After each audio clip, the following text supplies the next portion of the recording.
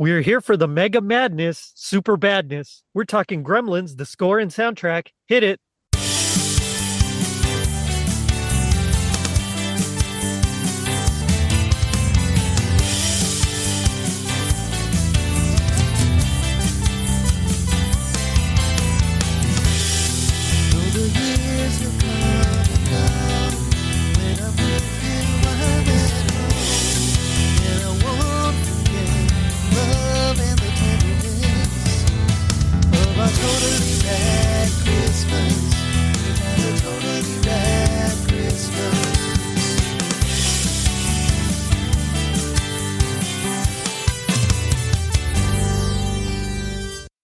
It was 1984. Culture Club won the Grammy for Best New Artist. Terms of Endearment won Best Picture at the Oscars. And Jerry Goldsmith composed some killer music for some nasty green creatures. I'm your host, Jerry D, with another episode of Totally Rad Christmas, the podcast that talks all things Christmas in the 80s. Toys, movies, specials, music, and fads. If it was gnarly during Christmas in the 80s, we got it covered. Now, joining me is a Totally Rad Christmas all-star. You've heard him on Tis the Soundtrack. It's Kevin Williams. Kevin, how's it going? Good, Jerry. It's good to have you back, man. Oh, thanks for having me. I still think you're playing fast and loose with the All-Star, but we'll let it go. No way, man. I love both episodes you were on were fantastic. So yeah, you're an all-star in my book. Well, thank you. I know, like, it's been crazy here in my house. We had the flu kind of running rampant and now allergies, and now it's like super cold. We're having like this weird cold snap. How is it over there in California? I'm a little north in Oregon, but same you're Oregon. general That's area. Right. That's right. That's so, right. So we've been dealing with the same thing. Like we were commiserating before we started recording here. We didn't have the flu, but the cold tore through us. So Oof. That's the reason I sound the way I sound today. So pre-apologizing to everyone listening to me. But I don't have an excuse. I just sound this bad. So it's, it is what it is. Yeah, but out here, this is kind of the start of our rainy season that lasts until it's the super hot fire season. But we had we had a random day of snow and freezing rain last week, and that's cool. That sent cars into each other and all the stuff that normally happens when people that don't usually drive on ice do. And now you're telling me. now we're back to 50 and raining again. So it's Oregon February. Oh, I understand. So tonight it's going to be 13 degrees, and then in like 3 days it's going to be like 76. So yeah, that's pretty typical. Okay, tonight it's good. It's good to have you back. We're here to talk Gremlins. Now, before we get into anything, just like Carol Kane did to Bill Murray in Scrooged, I want you to hit me with the toaster. Okay, so I'm going to ask you a couple of questions. Just hit me with the first thing you think of. All right. So let's say that Michael Sembello and Quarterflash are playing a Christmas concert together. Which Christmas song would they end it with? Oh, I was not prepared for this question at all. Sembello and Quarterflash and they got to end it with a Christmas you know how song. Usually the bands will come on stage together and play one last thing. Yeah, so this is a Christmas song. What are they going to end it with? So I'm going to foreshadow a little bit. They've got to end it with Silent Night. Ooh, nice. All right. I like that. Very cool. Here's another one. What would you title a Hallmark movie starring Zach Galligan and Phoebe Cates? Oh, in relation to Gremlins, or it can be let's any just say they're starring in a Hallmark movie together. It's got to play on his nerdy angle, right? It's got to be like a nerd for Christmas, or do we go on the Fast Times? That's too wide of a net, man. There's so much you can do with that. All right, let's say let's call it a Gremlins angle. Let's go with the Gremlins angle then. If it's a Gremlins angle, but it's a Hallmark movie, stars the same stars. Oh, it's got to be something like like a tiny bit of mayhem or something. It's got to be something that really downplays or like Mayhem and Mistletoe, something like that. Yeah, I'm into that. I'd watch that. All right, and finally, which 80s movie character is most likely to listen to Peter Gabriel? Ooh, which 80s movie character is most likely to listen to Peter Gabriel? Uh, Now I'm spacing the character's name. What was Judd Nelson's character?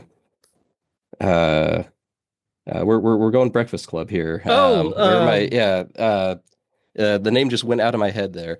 I know, I know what you mean. I'll keep thinking of his Yeah. So Emilio. yeah, yeah, it's yeah. So and I went in. I know that's a little out of his character's Oh, normal. Bender. That's what it is. Yes, yeah, yeah. Yeah. And I know that's a little out of his character's normal, probably musical stylings for it, because they trope everyone out in there.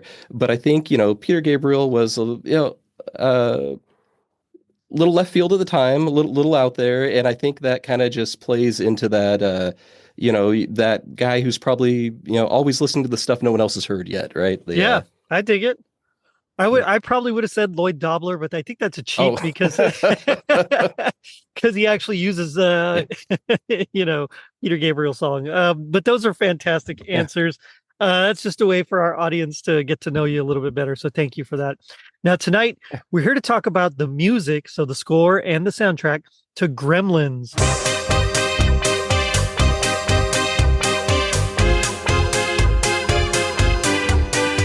What do you remember about Gremlins, the movie, and what do you remember about the music? Yeah, so I didn't see the movie when it originally came out. I was like 2.5 at the time, and so wasn't going to the theater for that. So I think I probably saw it the way most kids saw it, including the ones that went to the theater, which is parents brought it home on VHS from the rental store, thought it was a kid's movie because it looked like that. And I'm sure I was 5 or 6, and Right. and I remember the just getting to the blender part and that just terrifying me as a child. And Hmm. so that's and then I think then it was kind of the cool thing to watch, if because then it was a couple years later and everyone knew it was a little out there for a PG movie. And so if you had the parents that were letting you watch it, at the slumber party when you were 6 or 7, you were the all-star then. And so Right. so then every 7, 8-year-old slumber party out came Gremlins, and if you had it, and so that's how I remember it. Nice. So I saw this in the theaters. It was a double feature of Gremlins and Ghostbusters. And Oh, my parents nice. Yeah, took me to because both. they came out same day, right? Came out the They same day. So it Yeah. was a double feature. And same thing. My parents thought it was like a fun kids movie because that's Yeah. kind of how the marketing made it Yeah. seem. And scared the crap out of me. And, Yeah. because I was 4 years old at the time. And then it was just whenever it was on, we'd watch it. Same thing, VHS rentals. I never really considered it a Christmas movie per se for a long time. Oh. It never clicked until, I don't know, maybe the last 20 years or so. And all of a sudden I was like, hey, wait a minute, this thing's set at Christmas, even though I've seen it like a gajillion times, but uh, I think I remember part two better than I remember part one because they would show part two on HBO all the time. So I've seen it way more. Of course, Joe Dante plays up the camp. It's fantastic. But yeah, I'm right there with you.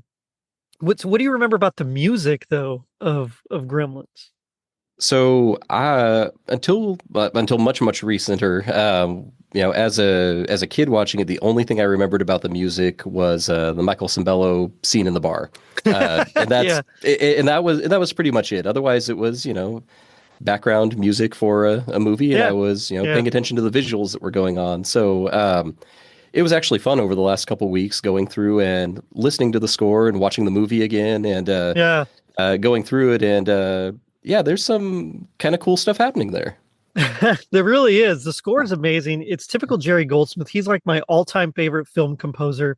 John Williams is superb for like the big main Yeah. catchy themes, but Jerry Goldsmith, I find his actual orchestrations and his compositional style just right more up my alley. It's a lot more Stravinsky meets like Berg. It's all these like my favorite 20th century classic composers like mashed together to create his style, which I love. So when I found out Jerry Goldsmith did the score, I was all in. The music, what I remember though, is like you, I remember the bar scene and I remember Gizmo's song, the one that he Oh, hums. yeah. Do, Yep. do, do, do, do, do. And so other than that, I couldn't have told you much about the music until I started really diving into it about, let's see, ooh, I hate to say this, 20 years ago. Ooh. I taught film music at a high school.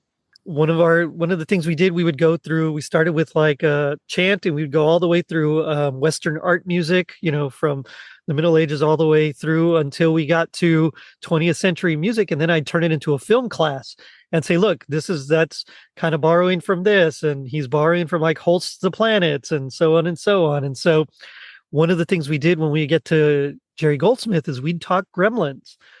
But I always kind of had to piece things together myself just from listening and try to isolate the score and different things until this past Christmas when I received this was like one of the best presents ever. It is the full notated score of Gremlins. It's Jerry Goldsmith's score and it's printed by Chris Sadal's Music Publishing. It's annotated. He one of his editors actually breaks down the score cues. They do like a thematic analysis, which we'll be talking briefly about. It's like full into it. And so I can't wait to dive into it, as much as we can. Yeah, you shared a little bit out of that, and I'd never actually seen something put together. I mean, when you go into the sheet music, uh, it has the verbal cues from the movie in Right. there. So, when the character says this piece begins here, and yeah, that's very cool. Yeah. Yeah. So there was a fantastic couple of textbooks that I used to use. One of them was called Inside the Score, and it had pieces from different films, like different composers, different things. And one of them was a little clip of Alien. Hmm. And I also, besides Gremlins, I also got the full score to Alien, which is my all-time favorite score. Jerry Goldsmith does like some amazing writing compositional things. But actually looking at the score and comparing it to this one, I noticed a few things that I can't wait to talk about in regards to the way he approaches some of his sonorities. But before we do that, let's talk about some of the songs. Yeah. Okay. So there's two Christmas, well, two Christmas songs that are heard. One of them's diegetic to the actual movie, but there's two Christmas songs that we actually hear. Both of them, this movie was my introduction to these songs. The very first one is Christmas, Baby Please Come Home, Yep. sung by Darlene Love. Yep. I'd never heard this song until I saw this movie. And now, of course, it's everywhere. Yep. Everybody knows that song. Even before this, everybody knew that song. But to me, as a 4-year-old kid, I heard that song and it was so catchy. And, I loved it. You got to see Kingston Falls and everything. Do you remember watching it and that song coming out? I remember, yeah, I remember the scene at the beginning of the movie. I don't know that I registered, that it was Darlene Love. We had the local, adult easy listening that turns Christmas, during the Right, holiday station. right. And as far back as I can remember, that song got a lot of play on that. So, me not seeing the movie until I was six-ish, probably around there, I'd been aware of the Christmas music playing Hmm. locally. So I don't think it was, I don't think it was new, I guess is what I'm trying to say. I don't think it was new when I Right. saw the movie. I gotcha. But definitely remembered it, watching that scene. Yeah, yeah, and it kind of sets the tone. Yeah. The other one that I remember is, of course, it's when the gremlins hatch and they're like, Yeah. the mom has to fight them all. But it's "Do You Hear What I Hear" by I believe Yeah. Johnny Mathis. I believe it's his Yep. version that sings it. Yep. And same thing. I never heard that song before then, and now whenever I hear that song, that's the version I think of. I love Bing Crosby's version, but this version reminds me of Christmas mostly because the mom had to fight gremlins. Yeah. So Yeah. And yeah, this one is a genius usage of it because as you're hearing it play, she is listening to them, moving around. I mean, it's just it stamps it so well there yeah, because it's literally explaining the scene you're hearing, and then she, rips the thing off so it's silent so she can hear and go fight them. But yeah, I love that piece. yeah, yeah, fantastic. So those are the two Christmas songs that we hear, and then we get a little bits of other things. You mentioned Silent Night. We're going to talk about that, especially in one of the cues, because there's three cues that I want to break down when we get there. But on the actual soundtrack album, so the one released by Geffen back in '84, there were a couple of compilation of cues by Jerry Goldsmith, and then there were three songs released. One of them was Mega Madness, Gremlins, Mega Madness by Michael Sembello, which we'll talk about. There was a Make It Shine by Quarterflash, and there was Out by Peter Gabriel. That Mega Madness song is so catchy that right now I caught my daughter, my 6-year-old, singing it because we've been listening Oh, to it that's in awesome. preparation for this Yeah. show. And she doesn't really know any of the words except for Mega Yeah. Madness. you know, but yeah, That's this awesome. it's just a great song. It really is. It is, and so if we think about 1984 too, this is Michael Sembello right on the heels of Maniac and Flashdance, and it's Hmm. got that same kind of energy to it. It's well, and we'll maybe get to it when we get to that, but there's a nod to that too in that scene in the movie, which is that's awesome. that's right. Yeah, there's a gremlin with Yeah, leg warmers and the kind of cut yeah, off. the cut off sweatshirt top thingy that Yeah, was I don't know what popular it's at the called. time, and yeah, Yeah, yeah. As I showed that to my daughter right now, and at first she didn't want to because I said we're gonna watch a little bit of Gremlins, and she was like, "No," yeah. all scared. And I said, "No, no, it's okay, trust me." And we saw that little clip, and she just laughed, and it was all okay after that. Yeah. So I didn't scare the pants off her. To move it to the groove, you got to boost it till you're losing and party. Gonna tear this place down to the ground. The radioactivity is really got a hold of me. Oh yeah, oh yeah. Gonna dance all night till we all fall down. We are here for the mega madness, super badness, the mega madness, super badness tonight. But yeah, I mean, they really capitalize on Michael Sembello and his prominence at the time for Yeah, synth pop dance yeah, music. yeah. Yeah, the other thing that I knew him from was Rock Until You Drop from Monster Squad during the montage scene. I don't know Nice. if you're. It makes sense. I don't know that I ever would have put that together in my head, but yeah, makes complete sense. Yeah, it's when Rudy's making like Yeah, the silver bullets and they're preparing. yeah. And yeah, it's this. He sings that song, Rock Until You Drop. Anyway, and so those are like my three Michael Sembello touch points. Yeah, It's like Mega Madness, Flashdance, yeah. Maniac, excuse me, and then Yep. Rock Until You Drop. And like Oh, that's that in my mind completes the picture. But I did do a little bit of a little bit of diving in some of his other stuff. He has a song called, let's see, it's Godzilla. I don't know if you've heard that one. It's from his album Bossa Nova Hotel. It's interesting. I have not. That's what I'm going to say about that. And then he has another one called Superman, which is a little more easy listening, not quite as frantic as some of his other stuff. But he's known for his upbeat dance Yeah, beats and synthesized songs. Mostly, he stays within the mostly modal, harmonic, major, minor harmonies there, that kind of structure. But in Mega Madness, he is ripping through those lyrics. yeah, yeah. Like, No, it is a fun song. It's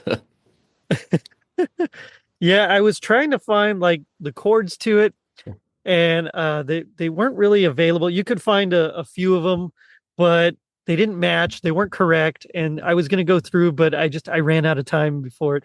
But if we talk about like the lyrics to the song, we get to move it to the groove. You got to booze it till you lose it and party. Gonna tear this place down to the ground. And then here's where yeah, I feel like it's kind of gremlin-y. The radioactivity has really got a hold of me. yeah. Oh yeah, gonna dance all night till we all fall down. Yeah, so I had to look it up, and you might have done a little more research than me here. So I had to look it up because, like, the Peter Gabriel song was written for the movie. It was written for the movie, Yeah, I yeah. couldn't find anything where Mega Madness was written for the movie. It just, like, not only thematic for the scene, but just lyrics, like you said, just kind of fit pretty well. They're Hmm. tearing apart a bar. They're all drinking. They're just like I said, completely manic. It just fits with the lyrics all the way through. Yeah, and I've tried. There's not really a whole lot of information about it, other than it's called Gremlins dot dot dot Mega Yeah, Madness. But like, if you took Gremlins out, you couldn't tell the yeah, song is about Gremlins at all, yeah, really. So, yeah. I think it was written for the movie, but I couldn't find much. Yeah, I found, like you said, the Peter Gabriel song written specifically for it, but Yeah. this was one that was just. I think they just asked him to write a song, and he kind of took a song he probably already had and just added Yeah. the word Gremlins to the front, you know? Yeah, exactly. Like it fits in the scene you're watching, but decoupled from the scene. There's nothing specifically Gremlins about it other At than like you all. said the name. Yeah. At all, yeah. But it's really catchy. It's a fun tune. I do like how towards the end it kind of breaks it down and we get like mega, mega, mega, mega. And so it kind of takes the main uh Yeah. motif and then just adds the word mega on Yeah. top of it. But other than that, I mean, yeah, it's kind of a standard Michael Sembello song. The Quarterflash song was Make It Shine. Now, this was actually from their 1983 album, Take Another Picture. It was written by Marv Ross, who's like their keyboardist and also guitarist sometimes. And I mean, it was written for their album. It wasn't written for the movie. This is just played Yep. before Mega Madness Yep. in the bar scene as well. So we get out, and we get a little bit of Make It Shine. But again, there's not a whole lot to the song. No. It's a nice song, kind of typical harmonic structure for a song of its era. You know, there's like 1/4s and 5s in there, but nothing really that stood out to me as like memorable. No, and looking at it, uh did never register the song, watching it as a kid, right? It was just Right. it's there. Hmm. Um, do like Quarterflash. I don't know if we've talked about this before, or it might have been on talking to someone else. So I was one of those folks that in the late '90s would stay up way too late and fall asleep listening to like one of Art Bell's radio shows that he had, and Okay. he had the most amazing bumper music because it was just '70s, '80s through a little bit of '90s, a bunch of disco.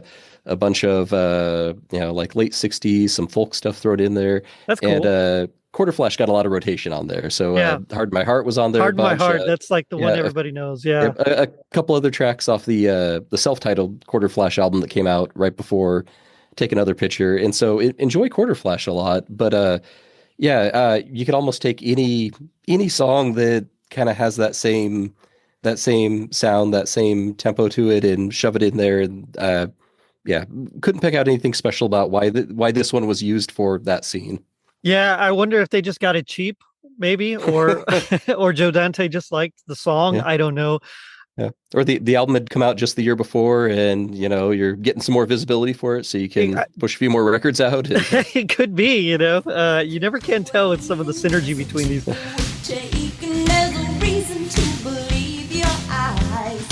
An ounce of conviction is the only admission. Yeah, it's risky, but it's worth the ride. And all the dreams that you held inside, yes, they're waiting to break out. You just have to try, make it shine. Let your heart beat right in time. But the song itself, again, not written for the movie, so it doesn't really have much to do with Oh. Gremlins or Christmas. Let's see, there's a miracle waiting, there's a ticket worth taking, there's a reason to believe your eyes, an ounce of conviction is the only admission. Yeah, it's risky, but it's worth the ride. So, I mean, I can't tell what the connection was, but I like the song. I really do. It's kind of forgettable, which is Yeah. a shame, you know, because I do really like Quarterflash. But this was an era where, except for like a couple of big motion pictures, a lot of these soundtracks are just filled with like generic rock songs by bands that are good, solid songs. They're just not going to stand out, you know? Yep. But again, you get like Top Gun or Purple Rain or Footloose. You get some fantastic albums that kind of break that mold. But most of them, you think of like Night of the Comet. I mean, they're like nobody knows any of those songs, you know. So, Yep. but this last one is Out Out by Peter Gabriel. Had enough of this.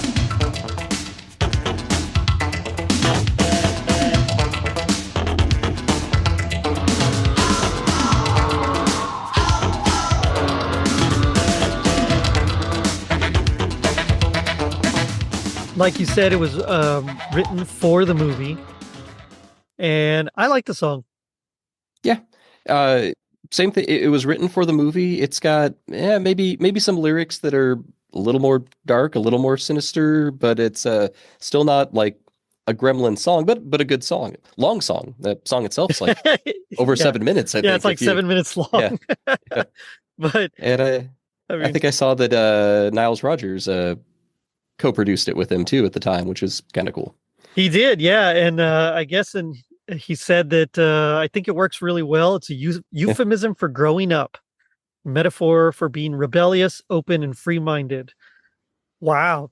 So I don't know that I would have taken that from it, but I don't- I'm not gonna disagree with them, I guess. It's, same. I was like, Yeah. sure. Well, why not? I don't know.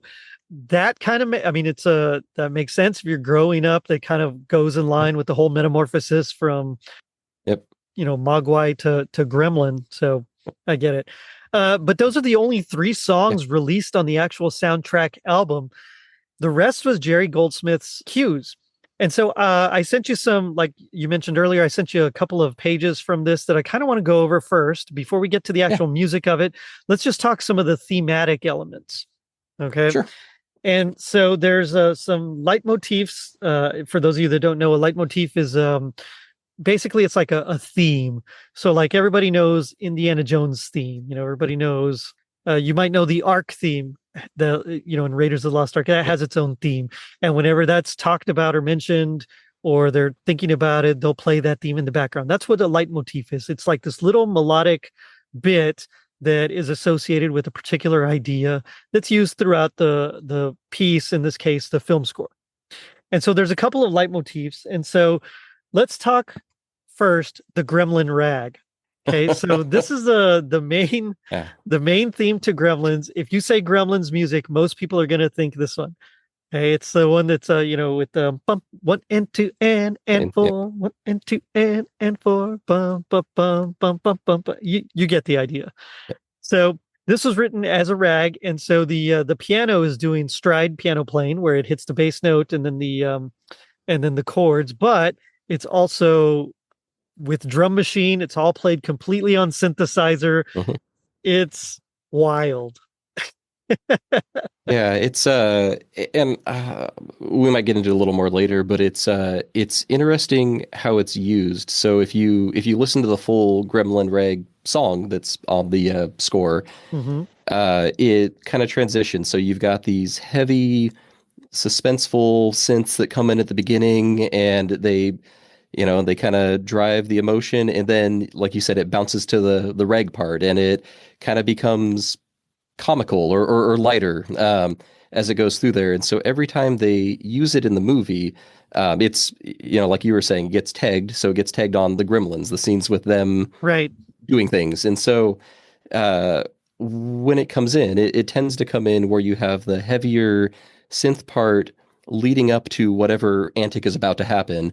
And then when the actual antic or the mayhem, the destruction occurs, you have this comical rag playing over the top of it. And so it really drives home that, it's a horror, it's a comedy, it's Right.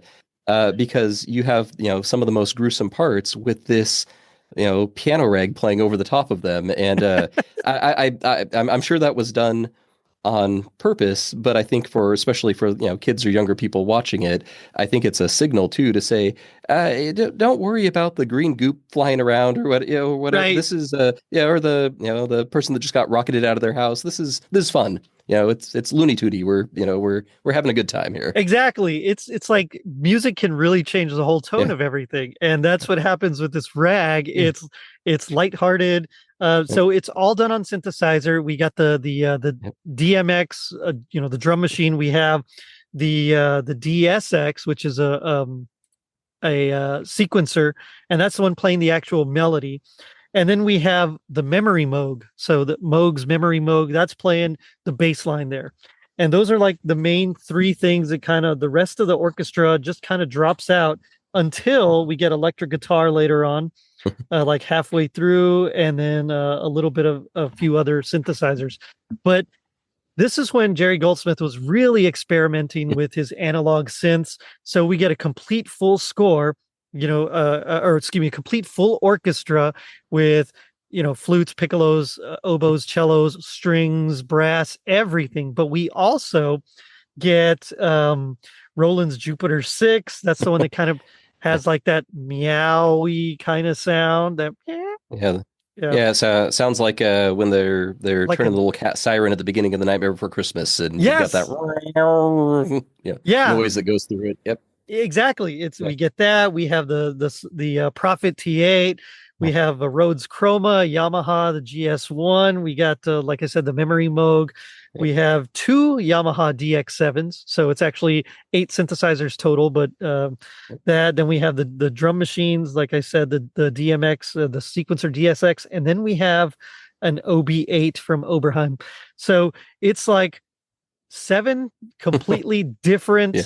analog synthesizers, along with the harp, plus the electric guitar and a bunch of percussion instruments. I mean, it's pretty cool. Yeah, and those were big synthesizers in the early 80s. I mean, those were, Right. those were, that's a big time gear chain you've got going on there.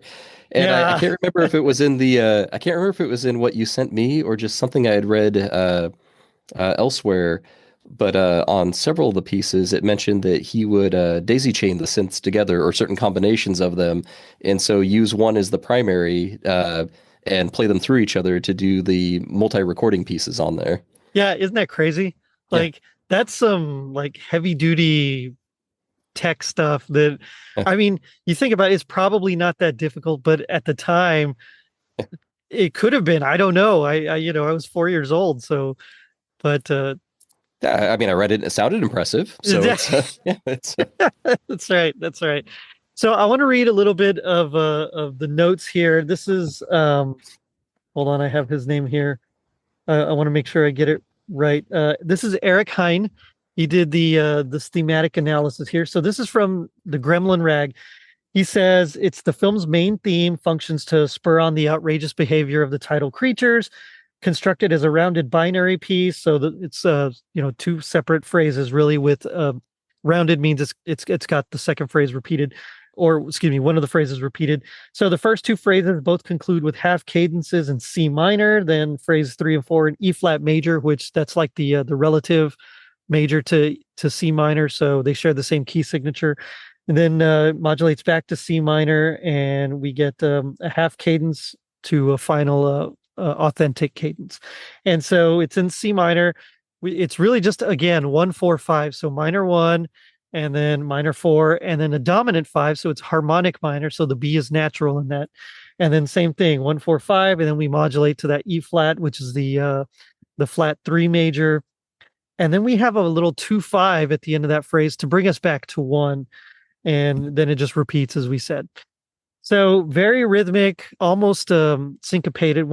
So it's 1 and 2 and 4, 1 and 2 and 4. And so it just those little upbeats kind of help provide bounce and like forward motion, which I really enjoy.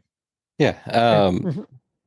Yeah, and I mean, I think we'll probably talk about that, but one thing that I thought was kind of unique is so it like we mentioned, the reg is its own song, but it also gets woven into a bunch of the other pieces, right? So it's not necessarily the same as like, watching Star Wars and, every character's got their tag and that character shows up and you hear the music and it's the same, Darth Vader's here, right?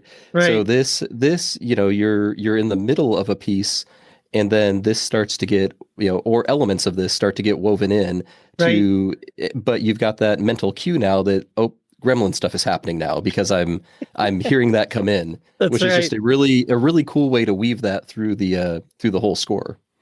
It really does, especially towards the back half. So we get a lot of the 2 main themes. That's the first one. We're going to get the second one, which is Gizmo's theme. And throughout a lot of these cues, we're going to have these repeated. and as they're repeated, they're done in different ways. So we get augmentation, where we get several variations on the theme, and they're all woven in different ways. As we're going to see later on, he even does that with some traditional Christmas carols like Silent Night, where he takes the main theme, adds a little bit of ornamentation, and then just changes the harmonies completely to really creep everybody out. But so that's the main theme.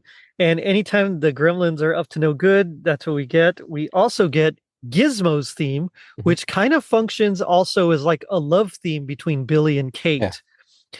And so it's both diegetic and non-diegetic. So what that means for those of you that don't know, it means it's actually played as music that the people in the movie are listening to. So Gizmo sings this song that Billy plays on keyboard, but it's also played as by the orchestra as like just accompaniment to Billy and Kate together. So it's kind of functions in two ways, which is also strange because you usually don't hear that in most movies. Yeah, that good point. That's interesting too, that it's not only in the film, but they're banging it out on the synthesizer in the film too. I mean, a very simple, a very simple version of it, but that's also present in the characters in the film, in addition to the scoring.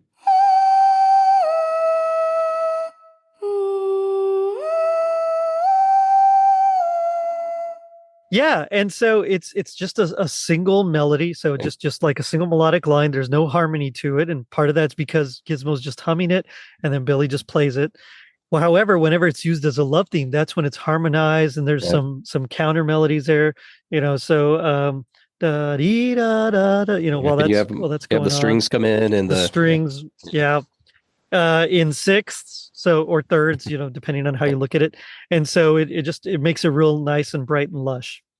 And this is another one that we get kind of woven throughout. So in the beginning, when in one of the cues that we're going to be looking at, which is called Late for Work, it's a very frantic pizzicato, which is just a pluck string kind of melody. However, we also get elements of Gizmo's theme in that whole cue. So again, it kind of underscores the relationship between Billy and Kate. So that's Gizmo's theme. There's just two more themes that I want to go over real quick. One of them is Billy's theme, or the Peltzer theme, I guess you could call it. I think they actually call it Billy's house, but I don't know if I like that. But it's when he's this is the theme we get when he's late to work, and so it's completely different from the others. Like there's no like set structure to it. I was trying to analyze it. It begins with like a jump of a major seventh, which is like not something that you normally hear. That's like not an interval that people jump to normally.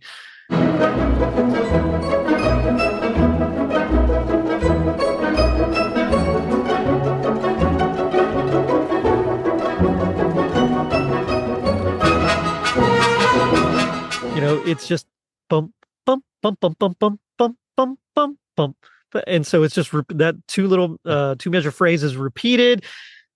It's mostly in the key of E, but then it kind of goes to like the minor 2 F sharp, and then it jumps to 5. And that's one thing that Jerry Goldsmith does very well, is he hides a lot of 2 5s in his chords, in his chord progressions. Even if it's atonal, you'll notice that he does a lot of like 2 5s resolving to 1 somewhere in there. Even if there's like a lot of dissonance up above, you'll have some sort of 2 5. And I think that's really cool because he kind of hides it a lot. So yeah. So we get that. We're going to hear that in the Late for Work cue. And then we also get Mrs. Deagle's theme, which kind of goes right afterwards. Yeah.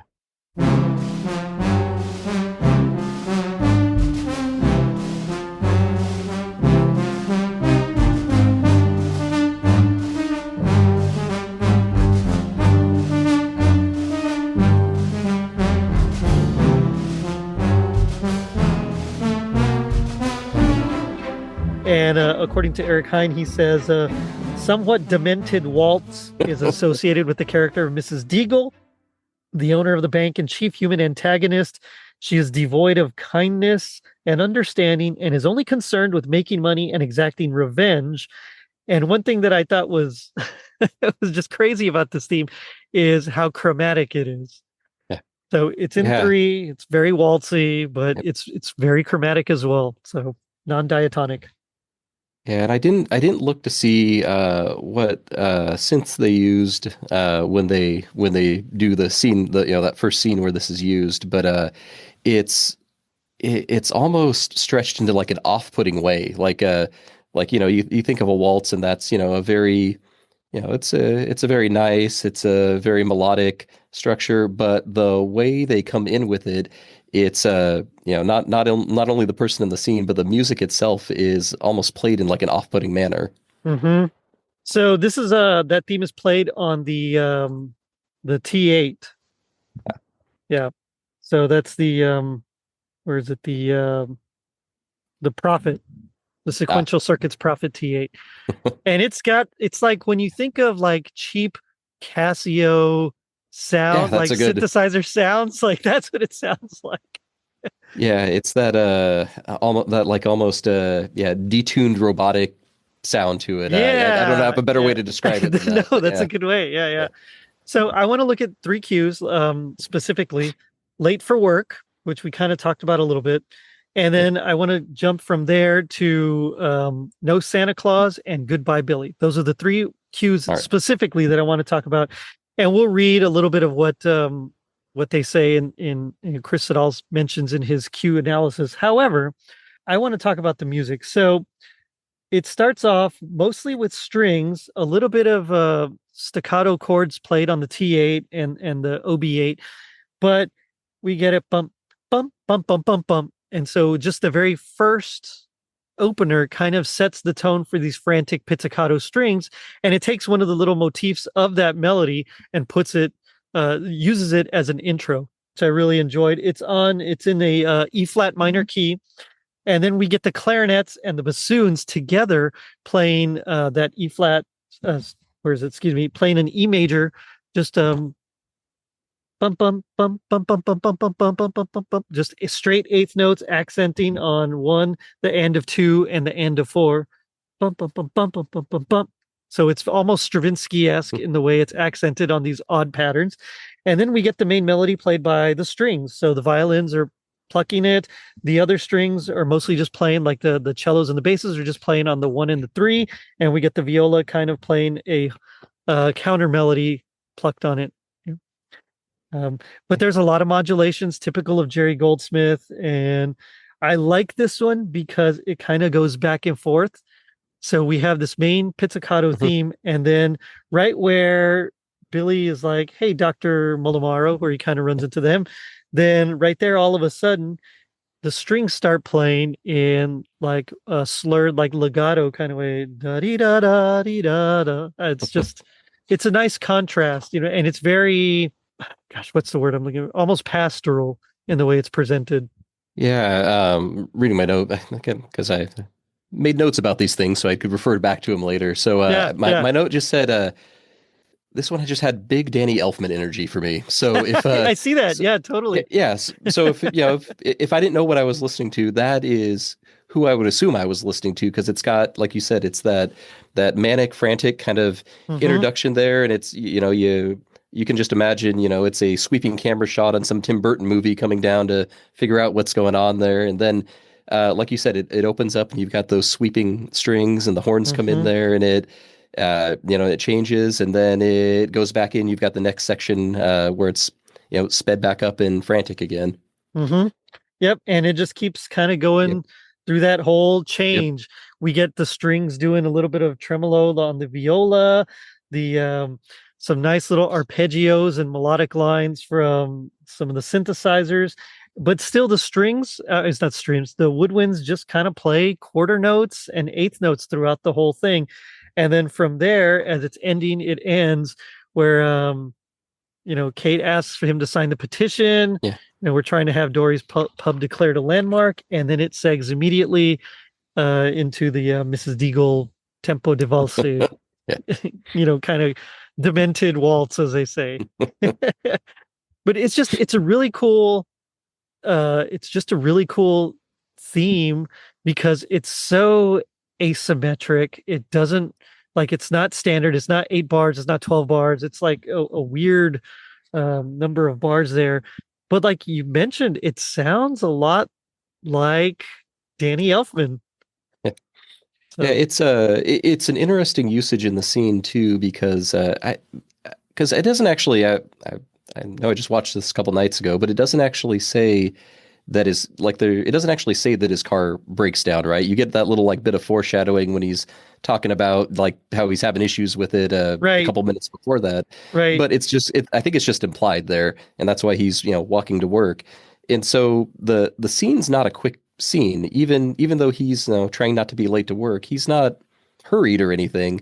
And Hmm. so it's really the music pushing that along, right? The music is telling you he's late and he's got to get going, and he's trying to get into work. But if you turn it down and just watch the scene itself, there's no like you know there's no immediates in the scene at all behind it, and so it's just completely driven by that piece carrying it along.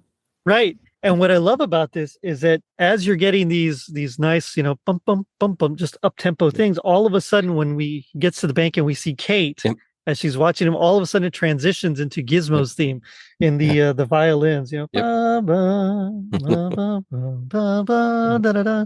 And so it's just again foreshadowing the I don't know if we want to really call it Gizmo's theme or if we'd rather Yeah. call it like just love theme or The love something, theme, yeah. Yep. Either one I think would work. But so we get that foreshadowed in it as well. According to their thematic analysis, they're talking about that it's not super frantic, but Billy's obviously hurrying to his job as a bank teller. He arrives at the bank hiding his dog, and then it just kind of describes the scene rather than actually tell us about the music. But I liked it. I think you're right. I think it is very Elfman-esque almost. Yep. And I think it's just because those pizzicato strings have kind of Yeah. become That's kind of a signature. Yeah. right. Yeah. Yeah. So I don't know. Yeah. I'll also mention he was Yeah. way ahead of his time there with the whole bring your pet to work thing. Like, that just wasn't a thing in 1984. That's right. That's right. Now I will say most of that cue is diatonic. It's mostly in a major. It does transition here and there, modulates a few keys, but overall it stays major. Not like this next one, which is No Santa Claus. Ah. I love this cue. This is probably out of the whole thing my favorite cue for a couple of reasons.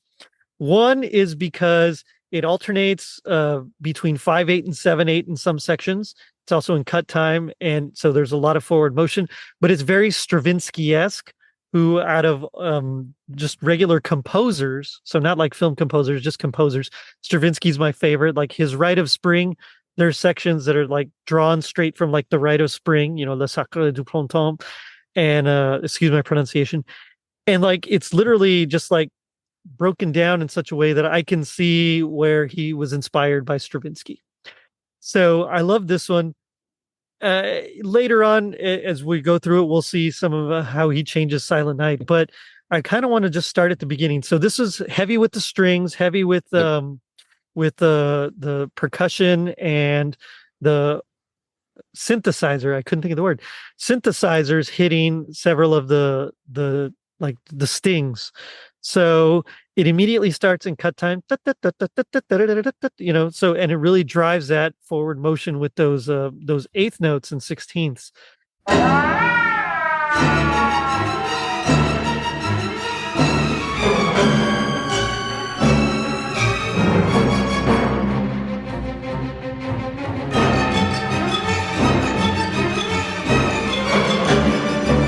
But what I love is that all the stingers are in tritones. I don't know if you noticed that. So all the hits, it's like E, B flat, E, but then there's another pair of tritones that are a whole step lower, D and A flat together. So it's two pairs of tritones that kind of are like Billy and Kate trying to escape because this begins with their escape from Kate's pub, Dory's pub. Yep. Or Dory's Tavern, excuse me. And so they're trying to escape, but it's tritone, so it's like this unnatural kind of very dissonant tone. Yeah, no, it's I won't jump too far ahead though, but it's very interesting because you've got three main shifts across this piece too. So got the part you're just describing where it's, the frantic escape, getting out of there. And I think you're right. I don't know that I would put that together myself, unless you were sitting there just explaining it to Right. me in real time. But Right. but yeah, I could definitely see how that's would be the intent behind it, is to tag each character with their own set. So you've got that, you've got that franticness of two people, trying to get out of there before it just drops out and opens up into the next piece. Right. And so it's interesting because he uses measures of 5/8 and 7/8. And like he could have just used a 12/8, but he specifically broke it up in 5 and 7 because he in a 5/8 you get a 3 plus a 2. So like 3 dot dot dot, 1 2 3 1 2 1 2 3 4 5 1 2 3 4, And so he groups it into a group of 3 and then a group of 2 with the stingers. We also get 7/8 where it's 3 plus 2 plus 2. And so we have something like that, and that kind of drives it with again with this forward motion, but you can't quite catch it because it's not regular. So unlike those 16th note sections that where it's just steady, this one almost it just breaks it's the like rhythm. It's like a fall off and a loop back, and it. Right. And you're just going to pick back up at the beginning again rather than just a natural close. Exactly. They used to say Stravinsky was like the master of like the unfinished melody. Well, in this case, I want to say Goldsmith's like the master of like the unfinished like rhythm, because you can never quite catch that rhythm again, unless you're just keeping steady eighth notes the whole time. It doesn't play out. So I love this. There's a lot of really dissonant chords. We get some like major chords, but with the minor and the bass. We get major chords, but with the half step, like somewhere a half step either below or above in the bass. And so there's this crazy dissonance going on between everything. And it keeps up that frantic pace until they're able to get inside. And from here, we transition into my favorite part of this entire thing. Yes, I love Stravinsky. Yes, I love what he did copying that kind of rhythmic thing. But this is where it really shines, because this is where you see all his harmony. And I don't know how much you read music or into like music theory or anything, but this part's fascinating to me. I am definitely not at a Jerry D level, so okay. but I'm fully on board that it has to be fascinating. Yeah, well, so typically most music is done in thirds, right? That's like what the music we're used to, the major, minor, modal music, it's usually done in thirds. So if you were to take each scale degree, let's say we'll start on A, just for the sake of it, because the notes go from A to G. So if you were to take each scale degree, A, B, C, D, E, F, G, and put a number on each one, so A is 1, B is 2, C is 3, and so on, you build your harmonies around every other note. So A, you'd skip the B, C, and then you'd skip the D, and E. A, C, and E is an A minor. Okay. And so that's how you build your chords. Same thing if you were to start on, let's say, if you were to start on C, then you'd skip the D, E, skip the F, G. So then that's a C major chord. And that's how you build your harmonies. What he does in this piece, in this section, is he uses a lot of those kind of standard harmonies, but also he mixes it in with chordal harmony, where you take, instead of building it on thirds, you build it on fourths. And this is something that I noticed he also does in Alien. He'll take that fourth, and instead of using the perfect fourth, which is like from A to D, that's what's called a perfect fourth, and it's because there are two whole steps and a half step in between each of those notes. He'll use an augmented fourth. So that's like going from B to F. There's what's called a tritone, and there's 3 whole steps, so 3 equal steps between those two notes. So if you were to play it on a piano, like a keyboard, and you started on F, and you just play F, G, A, B, so the F and the B, that's a tritone. Okay, so he'll build harmonies off of that tritone in fourths. So from F, go up 4 is B, and then you go up another 4 is E. And so between F and E is a major seventh. between B and E as a perfect fourth, but we get that augmented fourth, that tritone between that F and the B. And so it sounds bright, but also dissonant at the same time. And he builds some of the harmonies around here. So first we get these nice little just pads. I'm excited. I feel like I'm in class and I'm learning things. It's So he starts with these pads. Now, as she begins her story, he takes the melody of Silent Night, and they mistakenly say it's in a minor mode. It's not. It's exactly the same major mode. It's the melody of Silent Night, but the harmony is different, and that's what makes it sound minor. So he starts off with an A minor. So the violins, the strings, that he kind of goes down to strings and just one of the synthesizers here. And so as they're holding that A minor, then we get the synth and the top violins, da, da, da, da, and right there he changes chords from A minor to A chord. It's like a sonority again, just kind of based on fourths. So we have F sharp, B, E, A. So you could kind of think about it like maybe B minor 7 sus 4. But because the A is the one that's being held in the bass, like the cello's literally just holding a harmonic A for like 12 measures or something. 8. And so because the A is in the bass, you don't really hear a B minor. You just hear like this weird grouping of notes, you know? And so then he repeats that da da da da, same thing. Now, as we get to that next section, da da da, he changes to an E minor with an A in the bass.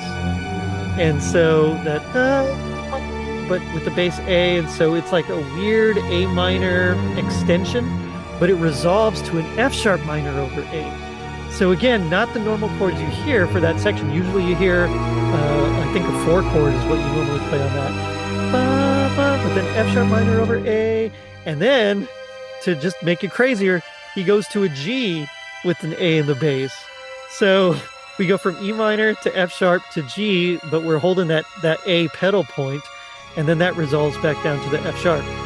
Now we get A minor 9 on the da da, and then it changes to B minor with an A in the bass, da da da, and now he goes non-diatonic, not according to the key that he's in, F major 7 with an A in the bass. So from B minor to F. So again, he's using that tritone relationship to change chords. It's like, what? It's amazing, man.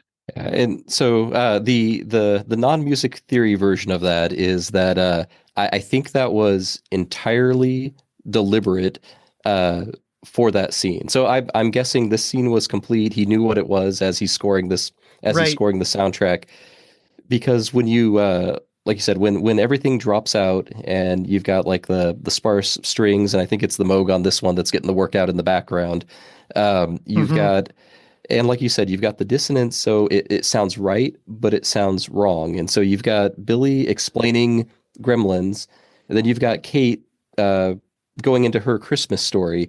And so when you weave in Silent Night, which is also horribly familiar, right? It's everyone knows that. You pick it up, but it's done in this such a non-standard, and not just, it's not like it was just done in a non-standard way and carried through, but it keeps changing itself. Right. And so, without getting into what her actual story was, I think you've covered that before, and that might not be something for everyone to hear, but it's right. But when the movie was, I'll share, when the movie was in editing, you had Spielberg and some of the Warner folks just kind of flummoxed by this scene, and they were asking Dante, "Is this sad? Is this funny? What is this? You don't give an answer at the end of it. You got to do something with it. You either make it more comical, either make it more sad. You're just going to confuse people with this." And he said, "No, that's what I want. This scene is a microcosm of the entire movie. Right. Is this movie a comedy? Is this a horror movie? That's for the person watching it to decide." And the answer is yes. Yeah, and the answer is yes to all of it. And so, so I think how this musical piece played out does the exact same thing, right? It's if it's something familiar sounding, something that sounds right, that's a comforting sound, but it's keeps shifting and it keeps sounding wrong. And Right. so when you have this story that's being told, this explanation, you also have something that's both familiar and wrong at the same time. And that just punctuates, what you're hearing and you're seeing in that scene, which is just a very genius way to handle that. It really is. And it just keeps getting weirder because, again, he uses that fourths, except at one point he uses that fourth, like I was talking about that F, and then you jump up like a tritone and then a perfect fourth. So he stacks fourths on top of that. It's kind of reminiscent of Alexander Scriabin's Mystic chord from his Prometheus suite. It's like a very famous chord built on fourths to music composition majors. Like everybody knows Scriabin's chord. And so he kind of uses a variation on it. He takes out some of it so we get the standard just like it's EAD, but on the bottom of that, he uses a B flat. And so it's just really discordant and really dissonant, but also open because those perfect fourths provide a lot of stability and harmonic like resonance. But then it's like really just punctuated with this crazy dissonance because that A that the cello is holding is moved up to a B flat. From there, he goes to like just an A major chord with the B flat in the bass. And then we get like some other random things in there that like an E with a B flat in the bass, which again is just a tritone away. It doesn't make any sense. And he keeps getting crazier. We get like half diminished chords and things like that. But essentially, he goes back to that tritone pair right before we get that melody. And I love because as we're getting this random harmonic in the bass and the cello, they start to play fragments of the Silent Night theme. So they're holding the strings are holding this note at the let's see, da da da da da da da on that note, then right there that violin and cello start da da da da in the key of B flat, even though they're up in the key of like G sharp or A flat if you want. And then same thing, we get that repeated da da da da, and then they come back in and a whole different key. Ba, ba, ba, ba. It's the craziest thing. And it just works to build tension. And then it just goes out on a weird non-diatonic pad, just this chord that's being held out while she says, "That's how I found out." Yeah. And and it just ends. And you're like, whoa, okay. All right. That was intense because I was not expecting that at all. Yeah, no, and I think you're right. It just kind of flows out there at the end, and it just I think does exactly what it intended to do, to just leave the audience with all right, now let me process what just happened there. Right, exactly. Yeah. And the thing is, as many times as I've seen it, I don't think I ever really fully noticed that Silent Night was playing in the background. I can tell you I didn't until you started sending me stuff, and I turned around and or had to go and watch it again. Yeah, and then same. And like I've heard the score, just not really paying attention to it, just kind of always had it in the background. And then as I was looking through, I was like, wait a minute, I know that. And sure enough, like, oh, it is there. How did I miss that? But it adds to the just overall creepiness of the movie. So finally, before we go, there's one last cue I want to look at, which is Goodbye Billy. This starts off with Gizmo's theme, or the love theme, whatever you want to call it. And it immediately turns crazy with, again, whole tone and almost octatonic, or if you want to call it diminished scale, runs and chords that don't make any sense over other chords. We get a little bit more of the chords of like half steps apart and some more of the chordal harmony going on. And it's very discordant. And then all of a sudden, as Gizmo wants to say bye, we get Gizmo's theme in a nice lush string melody with, of course, harp and the DX7 playing. And it's gorgeous. And it just ends really gorgeously as well. It's just fantastic. Yeah, I called this the Casablanca moment because you've and again I think this was another deliberate because this is a movie where you've got to have that feel good wrap up at the end, or people are at least expecting it, right? So right. So Mr. Wing's going to show up. They're going to have this conversation, and then Billy is going to keep Gizmo, right? That's just how that's how it has to work, right? Yeah, of course. So you've got like you said, you've got just this crazy stuff going on because you're building that tension, and you think it's gonna, you're at least thinking it's gonna end this way, and then you find out he's not gonna keep Gizmo, right? And then but Gizmo talks to him, and he comes back, and like you said, it opens up. It's Gizmo's theme, but it's but you've got the full orchestra there playing it, and so he's still saying goodbye to him, but you put the bow on it, and it's happy at least. Right. It's lush harmonies, like they're nice triads that they're playing. Everything's just, it's nice, diatonic, easy stuff that you're like, oh, okay, we're in this key. My ear can take it. There's no discordance that we, like from before. Yeah. And it's just a great way to end it. I will say there was a mystery about who sang I don't know if you've heard about this. So we know now, but apparently for almost 40 years, no one knew who the person was that sang Gizmo's theme. So famously, Howie Mandel did the voice, but he didn't do the singing voice. Turns out it was actually a 15-year-old girl from Goldsmith Synagogue, which was a Stephen S. Wise temple in LA. Her name is Eileen Keyes, and there was a YouTube personality that actually tracked her down. Huh. He went through, if you watch this thing, it's crazy. It's Nicolas Delange, and he actually tracked down, he went through Nathan Lamb. I mean, everybody. He was calling people all over, and based on like several little quotes that Jerry Goldsmith said in different interviews and Steven Spielberg, and based on commentary for it, he tracked down the cantor of the synagogue in the 80s, sent him like an audio file, because we get the actual raw audio file of the little girl singing without any kind of process done to it, any processing. If you buy the whole score, it says like Gizmo's new song, and that's just her actual voice humming it, not, it's not processed in any way. And so he sent him that, and he said, well, we only had these couple of like sopranos that could have sung that at that time. It's either this girl or this girl. Or I think it's this girl. So he called her, and she said, I auditioned for it, but it wasn't me. That was actually Eileen Keyes. And then he tracked down Eileen Keyes.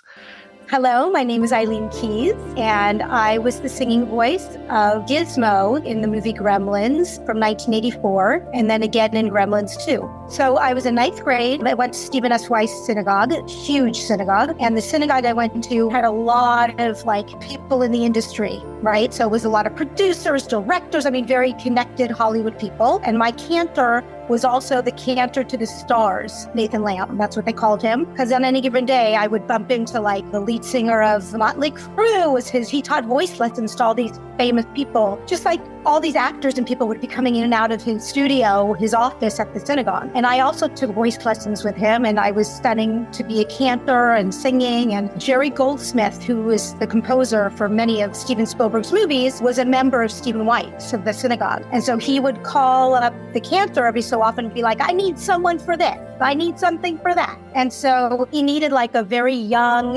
innocent sounding voice for the singing voice of the mogwai. So Nate sent me and one other student that he had. I went to Jerry Goldsmith's house. I remember it because it was pouring rain, driving to get to his house. And I went to his house. It felt like the middle of the night, but it was like in the night. I went into his studio at his home, and I sang the piece, that he wanted. And then a few days later, he called me and said, we'd love for you to come in and record the singing voice. So it's like this long thing. I'll put a link to it in the show notes. It's just fantastic. And it's really curious to like see his whole process, because here is this guy in France, this YouTuber from France, that's trying to find someone from 40 years ago that sang this song, without any contacts at all in America. And he actually tracks her down. And so Eileen Keyes, if you're out there, we'd love to have you on the show just to talk about this for a bit. And that's fantastic. I think I read an article somewhere, and the short version it had was that it was a 14 or 15-year-old girl related to Goldsmith. And so, I think I took that as related, like it was his niece or something like that. But Right. but no, that's cool. Did not know that story. That's awesome. Yeah, it's wild. But anyway, so if you could actually perform in like this, what would you do? Like what would you play an instrument? Would you sing? What would you do if you could perform like either on the soundtrack album or on the score? Oh, like I said, I was thoroughly impressed with the daisy chaining and sequencing up all the synths. I think I would have to do that. I would have to Oh, just get nice. kind of like I can't remember what the song was. It was a Beatles song where they got like a room full of pianos because they wanted to. You know what I'm talking about? I do. Yeah. They ended Yeah. up having like 24 pianos on the track. That's what I would do. You just have to get a room full of synths all chained up together and just go nuts with it. Nice. That's cool. Yeah, I think I play euphonium. There's not a euphonium in the score, but there is a trombone, so I probably would play the trombone, I guess. Or I'd love to just play electric guitar on the Gremlins rag. Yeah, that's I think that'd be fun. yeah, or you could sing it. There's a little bit of the scene too where the it's Mrs. Deagle's house, right? Where Oh, that's they're carolers and they're caroling their own that's rag. true. So that might be fun too, to just go around caroling I the Gremlins rag. we and my family has a tradition of Christmas caroling, but I don't think we've ever done the Gremlins rag. So No, there you go. I might have to now. Oh man, that's great. So normally we do gag me with the spoon, but I don't know if I really want to sing right now. And I know like my voice just I don't think can cut it. So I think we might skip that. And instead I'll say, G.I. Joe taught us that knowing is half the battle. What do you think the other half is? So I had two. I think the easy answer there is not climbing down chimneys. But I was afraid someone else might have that answer. So Yeah. the other answer would be having Mr. Wing tell you you're ready. Oh, I like that. So I think for me, that's good. But I think for me, it's just if knowing's half the battle, the other half is just Stravinsky rhythms and synthesizers. So- There you go. Kevin, this has been fun. Tell me about your show. Anything else you want to plug? Oh man. The show is Tis the Soundtrack. We're on your normal social medias under that handle, tisthesoundtrack.com. Most of the episodes are looking at, not surprisingly, soundtracks to Christmas movies, Christmas shows, things adjacent to that. And then also we look at the music in Christmas advertisement and other Christmas related things. We've been doing a series where we invite folks on, like yourself, Jerry, to make your own Christmas soundtrack, and then we around a theme, and then we go through and discuss it together. We've got more of those that will be coming out soon. Between the illnesses and some family things, I had to take the last month off, so I've got a few in various stages of editing that will be getting pushed out soon. I feel that. And I don't think I really have anything else to plug. Oh, you should all be listening to more Totally Rad Christmas. You can never get enough of that. Oh goodness. Yeah, I feel that with illness, and I feel that in my bones. So yeah, I normally I end on February 2nd as my season finale, and then that following Monday, whenever it is, I have an episode out. Yeah. This year's been rough already, so we'll see what happens. But that plus I got to get the Ratty nominations are coming out soon, if they're not out already by this time. So yeah, anyway, you're up for a couple of Ratties as well. So that's good luck insider to you. information I didn't have. So. Good luck to you. Thank you. Thanks again. This was fun. I think I talked way too much, but I get so excited to nerd out about music theory. So thank you for letting me do that. Oh, absolutely. And like I said, I love coming on because I learn something new every time. So this is great. Well, I hope I didn't bore our audience too much. But on that note, I will end it with come out of the shadow, out of fear and pain, into the warming sun. So check us out on our social media pages, which you can find at linktree.com/totallyradchristmas. And if you're feeling like using synthesizers with your art, with your orchestra, leave us a review on iTunes. It helps us reach more people and spread some rad holiday cheer. Now, don't forget to check out our merch shop on tpublic.com and our super dope website, totallyradchristmas.com. Make it shine. Lay your whole world on the line. Later, dudes. Get